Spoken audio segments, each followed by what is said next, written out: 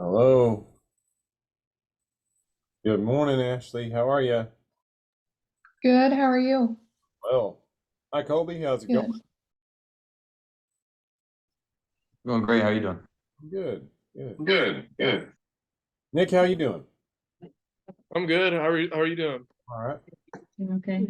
Hi, Joellen. Hi. Hi, Megan. Hi, Aiden. What's up? Not much. Not much yet, which is good. Hey, Isabella. Good morning.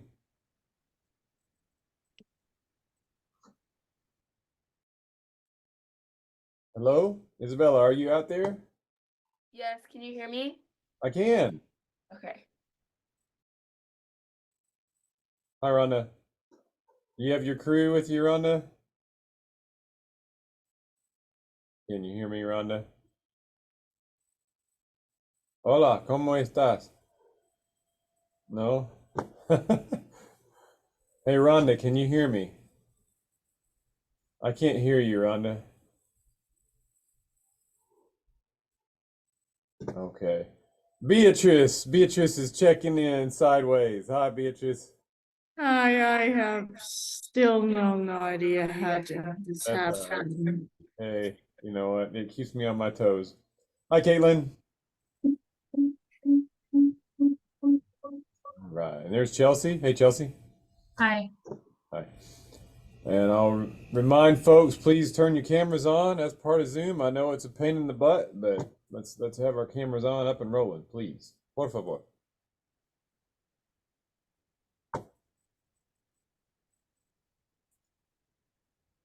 Okay, well, I don't see Isabella, Emily. There's Terrence. Hey, Terrence, how you doing? I'm good. How you doing? Good, good. Hey, Emily, are you driving? No, I'm just at work, so I had to Okay. come to my car. Okay, all right, all right. Well, I like don't be driving. I don't want you can't be driving and zooming. So if you're a passenger and have headphones on, I do allow that. But okay, thank you. Good to see you. Hi, Isabella. Isaac, you out there? Yes, sir. All right. Can I see you?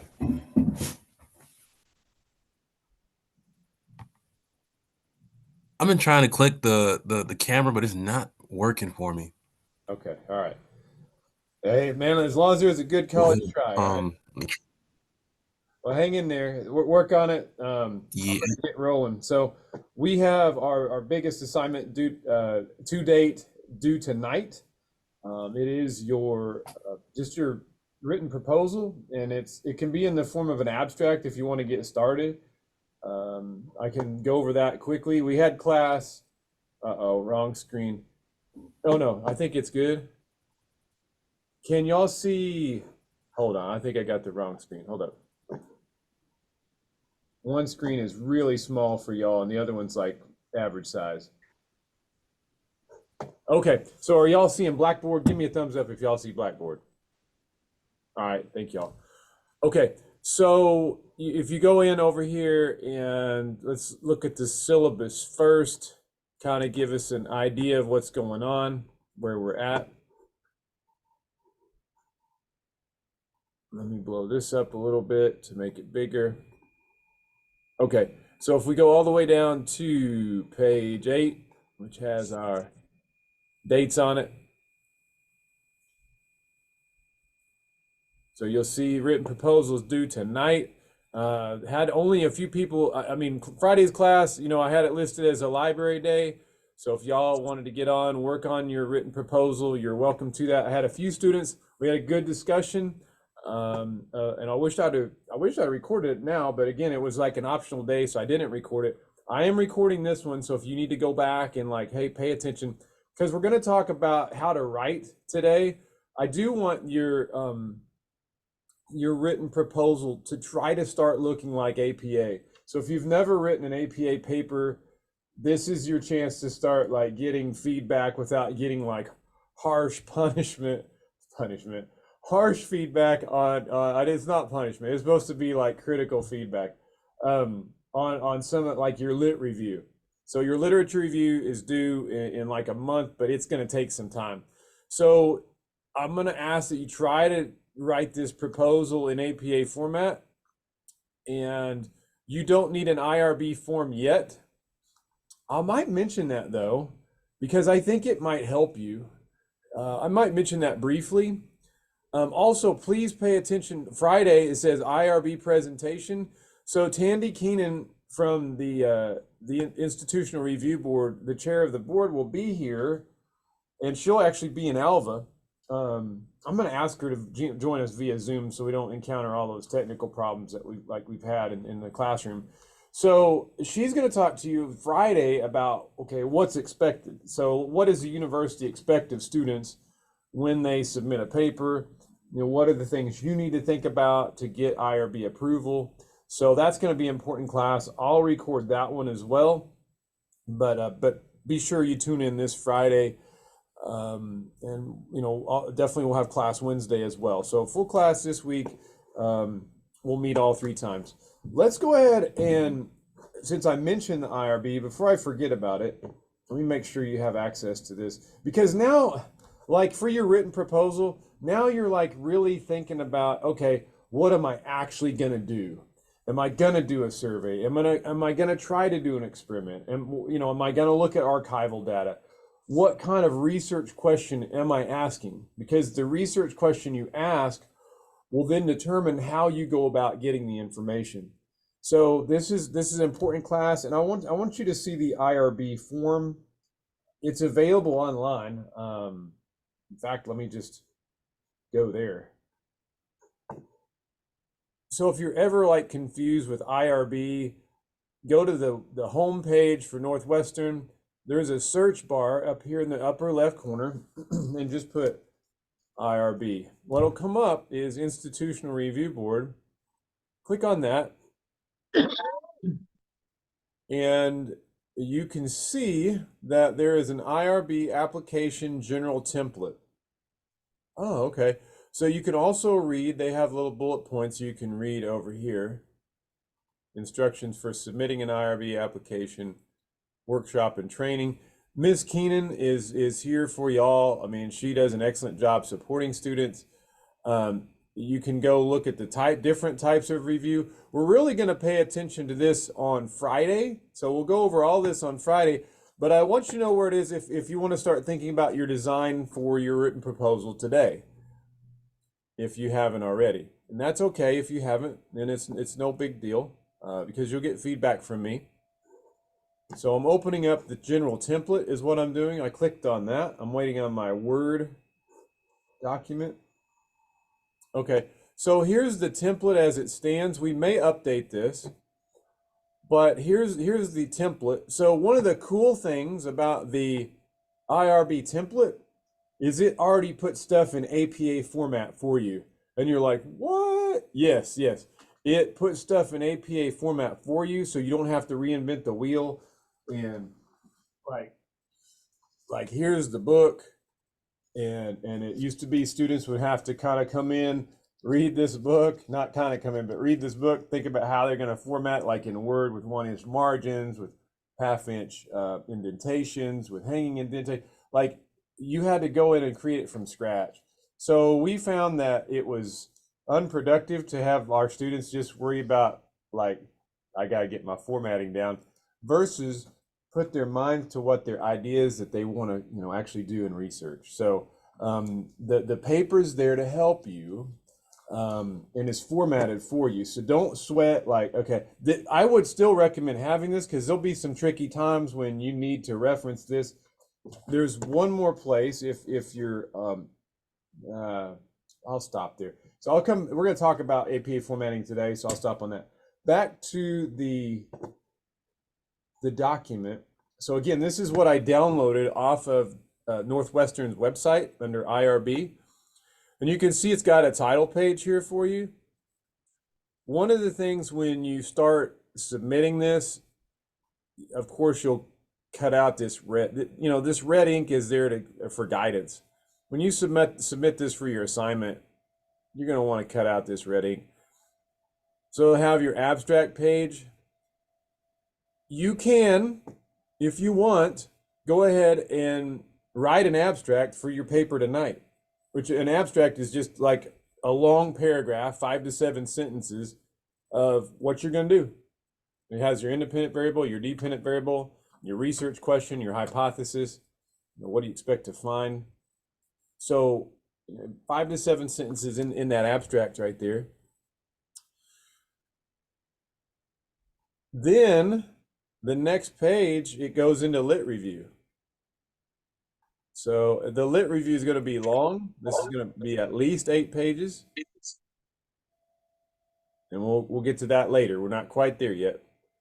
And then this is what you might want to start thinking about for your abstract. All these pieces inform one another. So if you're like, hey, I really think I'm going to do this, you could start writing this. So method section, here's what it talks about. So here's some things to consider. Like when you're designing your research, who are your participants going to be? How are you going to recruit your participants? How are you going to ensure confidentiality for participants? What instruments are you going to use? Probably a little bit too much right now. That's foreshadowing a bit. We'll come to that. Now, this is a big one. What's your procedure? How are you going to collect your data? I would like to see this in your written proposal for tonight. Like, how are you going to collect your data? Like, here's your research questions. Here's your variables. How are you actually going to make this research project work? You don't need this for tonight. I will help you with this. This deals with statistics. And then, May I have a question? yeah, go ahead. I think my problem is I've been struggling. I think my problem is I feel like I'm already doing this.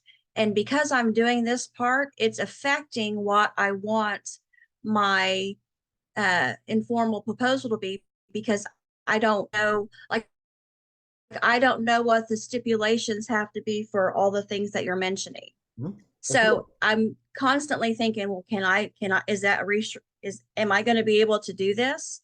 You know, am I going to be able to find participants? You know, all those questions. And so I'm just constantly switching back and forth with what I want it to be. Is that normal? Yes, absolutely. So that's one thing. Research doesn't usually happen in a really linear process, like you'd think it would, like 1, 2, 3, 4, 5. But usually what happens is research happens in kind of an organic process where you're thinking about this, and then maybe you wake up one night and you're like, wait a minute, that's not going to work. I need to do this. And it's okay. So as I put all these sections of this paper out here, and you know, you're thinking about these things, these will inform each other section that you put in. So this is an organic. I say organic meaning it's changeable. It can change over time. Okay. It's flexible. So I can change a little bit of my proposal if it needs to be changed. So yes, so be flexible with this. Just put your ideas out there. Now we have to get started somewhere. And so now tonight, like what's due is like, put your ideas out there, what you want to do, so we can get moving. Because now is the time when we got to hit accelerator and get moving. So, Okay. So yeah, I appreciate that. Thank you. question. And it's not a linear process, but yeah, good question. And then we won't have the results or discussion till the fall, till experimental. So no sweat on these. Now, I do want you to pay attention to this. So I will give you some help with references, because if you use a reference in, like Taylor, I've already looked at, you know, you had me go look at those 3 sources, because I had to do that for my article, review and my article summary. That's okay. You can put them in your references now, specifically if you cite them. I'd like to see that references page. I'd like to see it. It's not completely required. I think we're still at the point where I'm really interested in what your design is going to be and what you're going to do. And if you've got a pretty good idea with what you want to do, raise your hand. So about half, maybe a little more than half. If not, just put something out there. If you're in that boat where, hey, I just don't know, just put something out there and then get my feedback on it, okay? And I know I have a student assistant that's helping me on some of these assignments. This is one that I'm gonna look at myself because I'm sponsoring your stuff. So I want to make sure that you're in a good spot moving forward, so you don't write a whole literature review on stuff and then get to like the end of the day like, oh, we can't even do this, because that's not fair to you as a student. I had that kind of happen one time out of the 7 or 8 times I've taught this class. The reason it happened, I had a student who wanted to study adolescent or pre-adolescents, like 11 and 12-year-olds, and body dysmorphia disorder. And so that's kind of unusual. What her hypothesis was, with all this, social media, screen, social referencing where people are comparing themselves to others, typically like body dysmorphia is where you're unhappy with your physical appearance because you're comparing yourself to other people.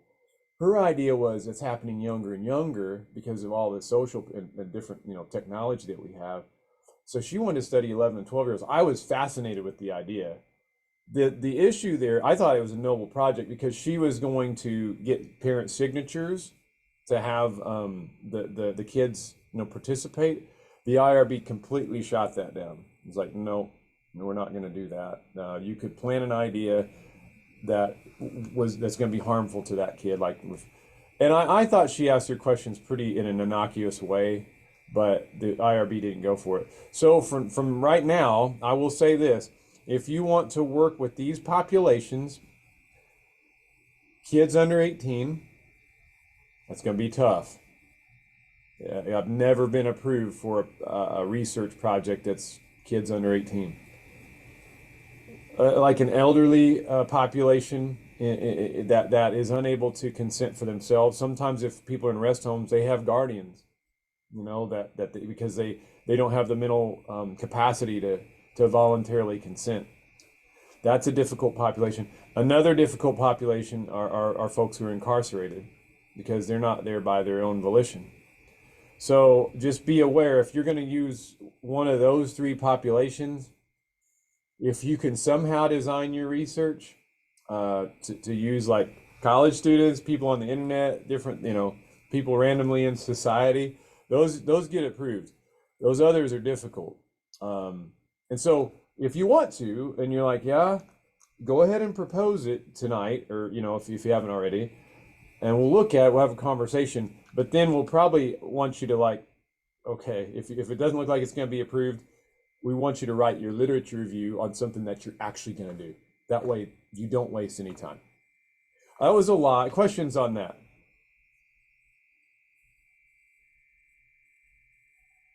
Okay. All right. Let's jump into APA. And I just released this a few minutes ago. The reason being, and go back and reference this. This will guide you throughout the process. It's under PowerPoints. It's a really short PowerPoint. It's only like 5 pages. This is APA style basics. So if you've never written, let me pull you real fast. Who here has written an APA literature review before? I think there was not very many. Like a few. Like not most of you probably hadn't. So that's good. I would say that you have a foothold up on the others who haven't. But I want to just go over basics, so hey, what exactly am I supposed to do on this APA formatting? Oh man, hold on, there it is.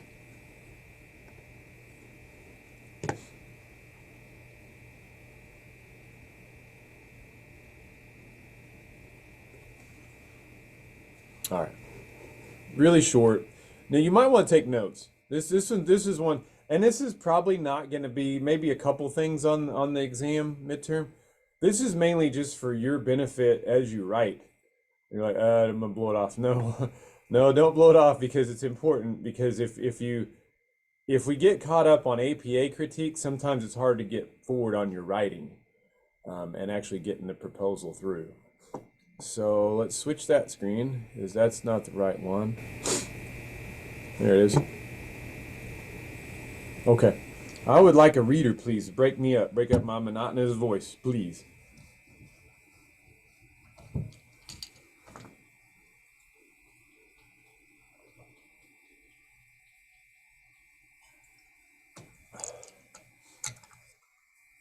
APA formatting provides a common language for you to communicate your ideas. Without using APA formatting, the problem occurs. The problems. Imprecise or invalid. Yeah, I had imprecise language. I'm sorry. No, go ahead. Okay, imprecise, invalid descriptions of ideas, inconsistency and confusion, biased, stereotyped language, possible plagiarism, loss of credibility, reduced readability, missed learning opportunities. All right, thank you, Patricia. There's some things that I want to highlight in here, and let me see if I can draw on the screen. That'd be nice. Yeah, let's see here. Imprecise descriptions of ideas, inconsistency and confusion. Well, let's see here. Let's see if we can find an example. I don't think I want to pull up all right, so let's use this for an example. This might get a few of our ideas. What's wrong with this? I feel that college students encounter more stress than most people in society. I agree with that. I agree with that as well. I mean, and so if you're putting this on Twitter or your Instagram, or you're using Facebook, you're texting somebody, all good, right? Because nobody's holding you accountable, right? What's the problem with an APA formatted paper if you put that statement in there? You have no facts to back it up. Yeah, there's a lot. There's a lot. Yeah. What else? I feel. Yeah, it's not a position paper. That's one thing. So be sure, if you've written a lot of position papers, which they make you do in college, I feel this has absolutely, in therapy, yes. If you're going to counseling, yes. If you're talking to a friend, yes. For this research paper, nada. There is no I feel. That is that. So how are you going to describe that? That's imprecise language, and it's not valid for an APA paper. So I would like you all. So that you're like, but that was going to be my, like, how I let off my paper. That was going to be my introductory sentence for my whole, my written proposal, because I'm going to study stress in college students. How might we reformat this and edit this sentence to read better with APA formatting? And it's okay to make things up. We don't have to have like the research now. Like, pretend we do, but let's rewrite this in a way that's acceptable for. Patricia, you have some ideas? Okay, go ahead. Yeah. College students encounter more stress than people in society.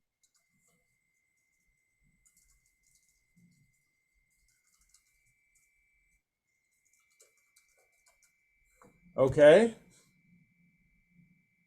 So You could even probably make it a little bit more detailed. I don't know about people, or okay. I like that. So Patricia's thinking about variables. You're thinking scientifically here. Then let's make it say college students encounter more stress, and let's get really precise. Let's put traditional age, because some of you you're comparing traditional versus non-trad. Traditionally aged. I think I'm supposed to hyphenate that. You might look that up. Traditionally aged. I'll leave that hyphen out for now. Traditionally aged college students encounter more stress than their same aged peers in society. you could even break down stress, make that more detailed. what type of stress? Yeah. Emotional stress, I like physical that. stress? And now, what? Yeah, absolutely. Encounter more. We might even just put it like this: more stressors, because now we There can you kind go. of itemize. Then their same age peers in society. Okay, that's a wonderful statement, right? That's who likes that statement as far as we're getting closer to APA. Yeah, we're getting closer because we're stating things more factually. It's not an I feel statement. It's, just the facts. We're really after facts right now when we're doing science. So we need to write that way. And oh, I can't lose that. No. Oh, no. Can I help? Can it come back? Wait a minute. Annotate. Maybe it'll come back. Nope, it didn't. I didn't know that was gonna happen. Sorry, gang, I wouldn't have stopped my share. So let me try to recreate that. So we went away from I feel, and it's traditionally aged college students encounter more stressors compared with their same aged peers from general, and we'll just say general society. We're talking all, like, doesn't matter whether they're in trade school, doesn't matter if they're a VOTEC, doesn't matter. I mean, it doesn't matter whether they achieved their high school diploma, GED.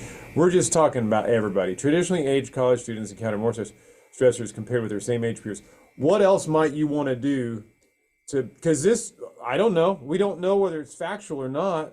This could just be Patricia's opinion. How do we make sure, because scientific writing, this is a good question to ask for yourself right here. If you have a sentence like this, what indicates this isn't your opinion? A site, Yes. citing? Yeah. And so let's say we found, and this is like you're starting off your research paper. Let's say we found research by, and I'm making stuff up now, but and please don't make stuff up. I'm doing this so we don't spend more time spinning our wheels. Obviously, you don't want to make up sources because that's problematic and that's unethical. But let's just say Rogers et al. 2015. We found something else with we found Jackson et al. 2018 and Billings et al. And et al. Just means they're more than that. So when I put et al., anytime you have more than 2 researchers, just use et al. That changed for this book, and I thank God it did, because they used to make you list like 5 authors if there were, and it took forever with your citations. Now it's just like if you have 3 or more, et al., all it means is and others. It's like Latin. So use that, and the way that you use it in your reference is there's no period after the first name. You'll see that it's Jackson, no comma, et al., period, comma. So I would take notes on this, because you will get marked down if you don't follow this, because it's just important for you to get these little details, because when people read it, it's like, oh, and I know exactly what they mean, because it's a common language. Billings et al., and let's say Billings research was, oh no, come back. I want to re-edit that. All right, let's say that Billings research was from after COVID. So let's say it's from 2022. All right. So now here's kind of what your reference should look like. Now I've got a spacing issue here because of the way that this is formatted. But what do you note here?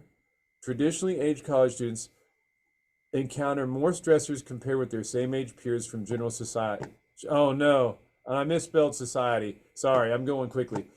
From general society. What does this tell you?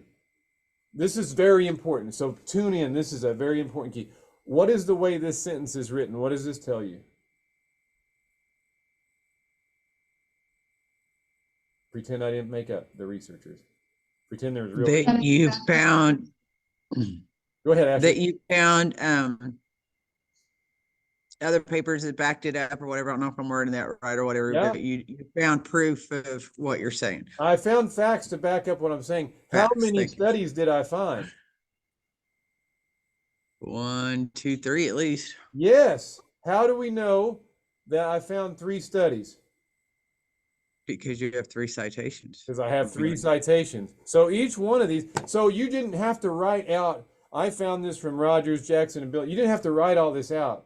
When you do APA style well, it saves you time.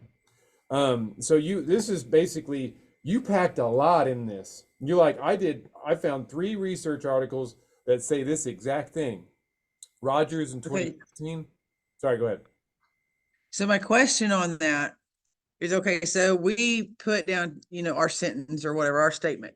Yep. Now, it doesn't have to say word for word in these other studies that we're citing. It's just got to have basically saying the same thing. So, and this is important too. Remember what we talked about with gleaning from other people's literature reviews. Let's say that Jackson, he did something different in his study, or she did something different in her study in 2018 with other people. But in the lit review, she found that college students encounter more stress compared with their same age peers. Well, you shouldn't cite Jackson. I know it gets tricky, but I'm telling you, there's a lot packed in. When you start doing APA style well, there's a lot packed into these little citations, because that's telling who's ever reading your work, oh, I can go that and I can find that for myself. This is powerful. This is a powerful way to communicate, because there's a lot packed into that one little statement right there. That one statement could represent like 400 hours of research from all these people. It's like, wow, that was a big contribution to science. I mean, this is where you're in the waters now, gang. You're swimming. And so people like in society don't effing recognize, like, no, there's a lot that goes into research, and there's a lot that goes into when people say something in science that something's happening. It's because there's a lot of stuff usually that's behind it. It's not just that somebody freaking made it up on Twitter or X or whatever it is. Oh, I think this happened. Well, just because you have money doesn't mean that's true. That's the biggest lesson I hope you get from our whole course. What I just Okay, well, that brings up another question. So yesterday, my journal reviews that I had printed out due to my question, you said in the other class that if you see them citate, to go back and look to make sure that it is, yeah. a When you cite something, make sure, if you're like, let's say you do find something in somebody's lit review, then go look at that. Go look at the original study. That's why we spent time talking about primary and secondary sources, so you all know what a primary source is and you can cite it the right way. Right. But my question is, what I found is she would cite it, say she wrote Jackson 2018 in her paper, but when I went to her references to get where it was Jackson 2020. Like, she had 2 different dates from her And she paper messed and her up. references. And that happens. Sometimes there'll be mistakes. So and we go by with the actual reference, though, And right? I would That we're say, gonna look it up. there are more mistakes usually if you use like a dissertation, or because you have fewer eyes on that than if it's like a peer-reviewed article in a journal. But that's not to say occasionally there are mistakes. Okay. But my question is, I go to that research part, her references, and that's the correct one that I need to look up then, right? Yes, if it's from her lit Okay. review, yes. If it's not something that study found, it's in their lit review, then you need to go back and find the original primary source. Make sure it's right. So, I have a question. yes, go ahead, Ashley. All right, go ahead. No, you're good. So if an article has more than one author, would we set it up like that still, or? Yeah. So if you have 2 authors, I'll write that out here. So let's say that you have 2 authors, and it says student athletes. Let's say this is a follow-up. This is a follow-up sentence. Student athletes, in particular, experienced more stress than non-athletes. And let's say you had, let's say that was Nick and Joe Ellen that collaborated on that study. And so let's say Joe Ellen was, she was the primary author. So that's Worthington and Bocanegra, 2024. So if there's only two authors, you go ahead and cite both of them. If there's three or more, just put the et al. That makes it so much easier for y'all. And that's true. That's not a cheat code. That's just what APA says. Now look closely how I do this citation. I'm using parentheses right at the end of the sentence, and then I put a period after the parentheses, because this is part of your sentence. And so you want to put the period at the end. Some people get confused and put the period after athletes, and that's not accurate. Okay. Let's go on. These are good questions, y'all. I appreciate them. Did that answer your question, Ashley? Yes, I'm really bad at citation, so I just want to make sure I get it right. Okay. I appreciate you asking. That's what this class is for. I appreciate you asking it. Okay. So you also want to avoid bias, stereotype language. That was the very first sentence we wrote, which was I feel. Okay, well, that's great. It's not a position paper. You can feel that way, but now we need to deal with science and facts. Possible plagiarism. So remember that when Patricia first made this sentence up here, traditionally aged college students encounter more stress compared with their same age peers. If she didn't cite that and she found like 5 articles that supported that, that's kind of plagiarism. Because then somebody could come back and say, well, Patricia found that, right? No, Patricia borrowed from somebody. So if you have an idea, there's two things why you want to cite it. Number one, to validate. So that this next one is loss of credibility.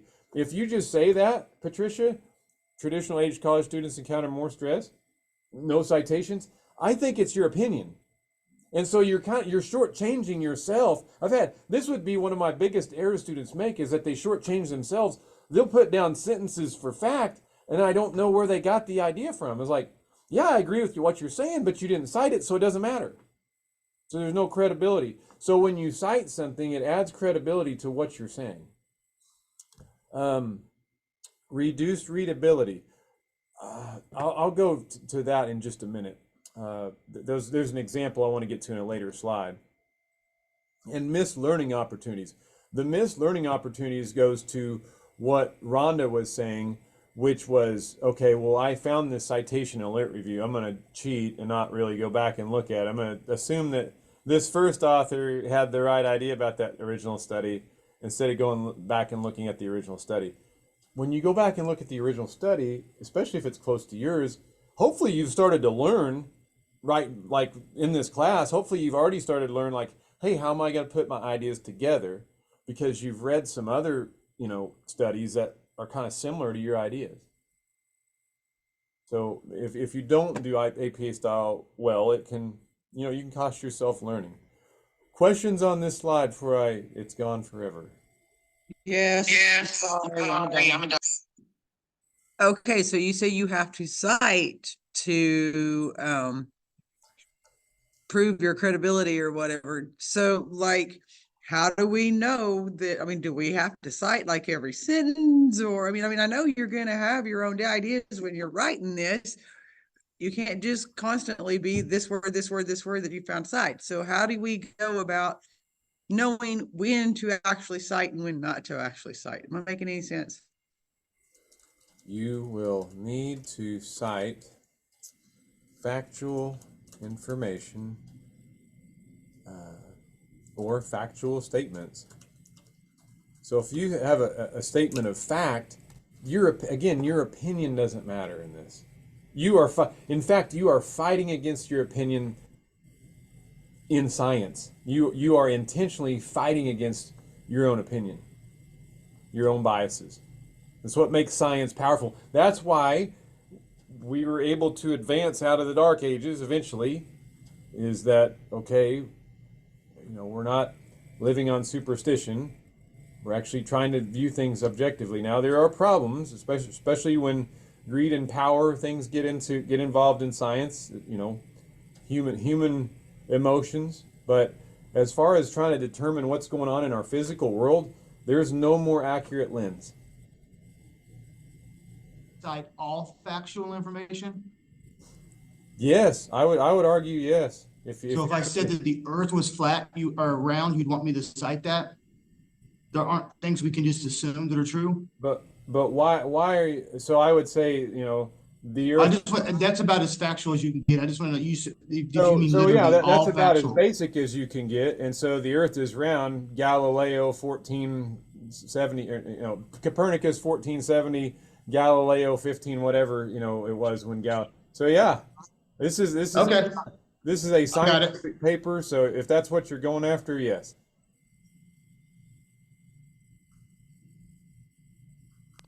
When we use at all, what dictates what name we put down? Is it just alphabetical? Oh yeah. Oh, yeah. You get, it's the primary author. When you see an article published, it'll say like Randolph, Ernst, Pinaflor. And so whoever's listed first, that's who you put first.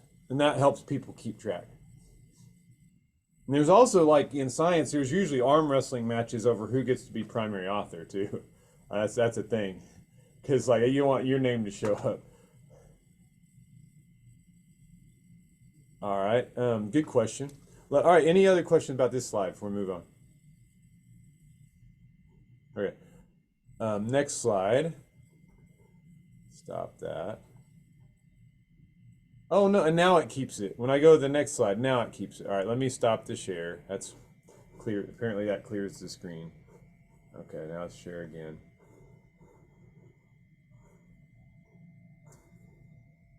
Okay, so these are things that are going to be set up for you. So don't sweat this too bad. You know, 1-inch margins, 12-point font.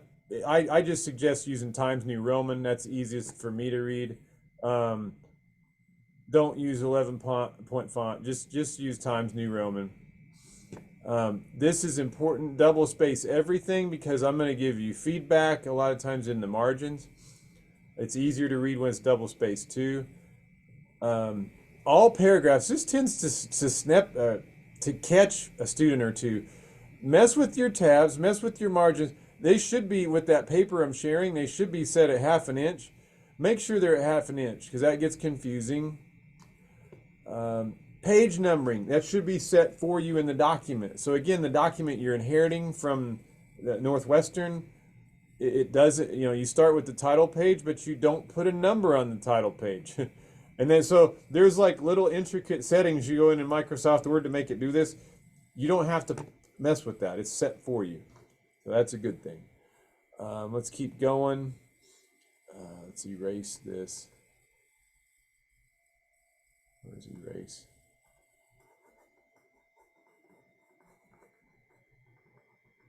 Oh, stop. Go back. Okay. Clarity and conciseness. Objectivity. I'm going to write a sentence that will help you with this. And this third one too. Active voice. So, oh, come on. You're going to write your hypothesis or your design in future tense. So when you're writing tonight, here's how I want you to write your paper. The researcher will blank. Describe what you are going to do. That is active voice.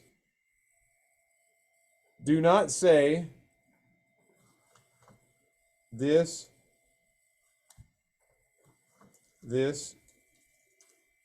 research study will. Why not? Why do I want to say the researcher will versus this study will?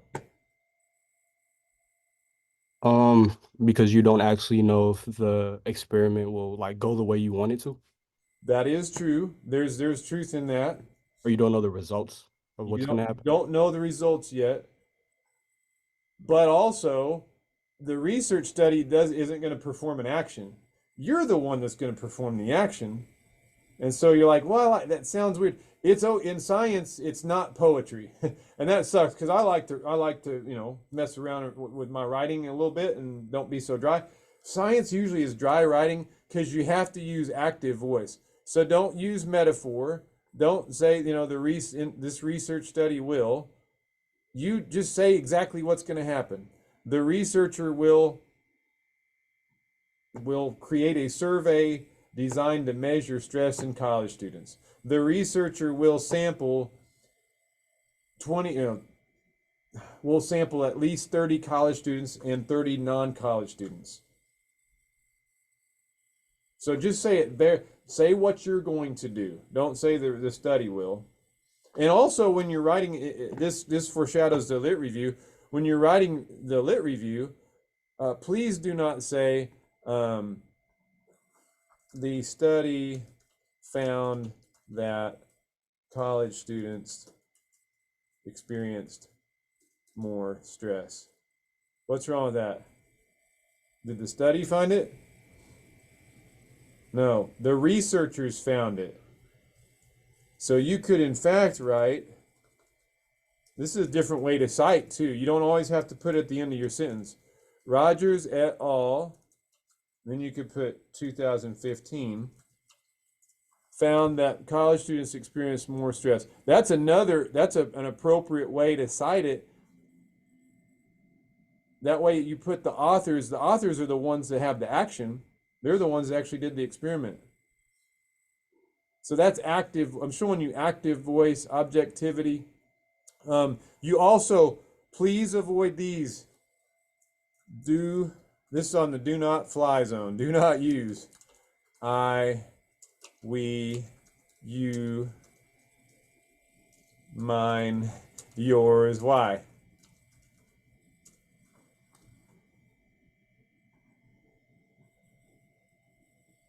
Because those aren't facts. Yeah, it's getting more about your opinion. And it needs to be objective language. So when you use objective language, you even refer to yourself in third person as the researcher. You don't say I will, you say the researcher will. Again, that's intentional to try to remove yourself from the study and take out the bias. Word choice. I got into this a little bit. Let me go on. We're about out of time. Let me erase this real quickly. We'll go over a little bit more of this when we do the lit review. But this, as you write this tonight, I was like, yeah, let's get them started. Let's get them started on the right path. Okay, so when you also want to cite, if you're gonna actually include those 3 articles that I had you pull up, let's go ahead and do a references page. Okay, references page doesn't have to be a big deal. And I showed you how to cite things. Basically, there are a couple other ways to cite, but I showed you the 2 primary ones, where you use the parentheses at the end of the sentence, and you also can use the author's name, and then bracket the year as an in-text citation. If you do a references page, make sure that you use alphabetized references, you use hanging indents, your use of italics. If you're looking for, well, Randolph, I need an example. You're telling me to go do this and you didn't provide an example. Go to formal research proposal, pull up my old, this is many years old, this is like 7 years old now. Pull up my old manuscript. And the references page should be formatted. So if you go all the way to my references page, here it is. Let me blow this up. What do y'all notice about my references page? What letter did I start with? A. A. They're in alphabetical order. Alphabetize it. Is it single or double space? Double. Double space. What does the second line look like? Indented. Indented. So if you all want to, there's a way to play around with Word to find that indentation. So you can go to paragraph, if you want to do it yourself, go to where it says indentation, where it says special, and it says hanging. That's how you format that page. If you want to do it that way, or you can upload my paper and do that and use it. Okay, that was a lot, gang. I appreciate your attention. We covered a lot of information. Good luck writing tonight if you haven't done it. Good luck putting this together. If you want to resubmit it, I'll open the thing back up. You can submit it again. Otherwise, I have a question. yeah, go ahead, Chelsea. If we write the abstract, does it need to have a reference? Not necessarily. If you so you also said do I have to cite every sentence? Well, no, because there are some sentences where you're saying the researcher will. You wouldn't want to cite that sentence because you're describing what you're going to do. Now that's how you're contributing to science, is because you're actually describing what you're doing. So you won't cite those sentences. But yeah, that's a good question, Chelsea. And you're not going to cite your hypothesis. Your hypothesis is your own. So that's where your own ideas come into. So I hopefully that circled back to your question, Rhonda. I hope that got it. Okay. All right, gang. Take care. I will see you all Wednesday. Good luck. If we have a question, are we able to reach out to you? Oh yeah, absolutely. Email me. Okay. Try to respond as soon as I can with the emails. Okay. Okay. All right. Thank you.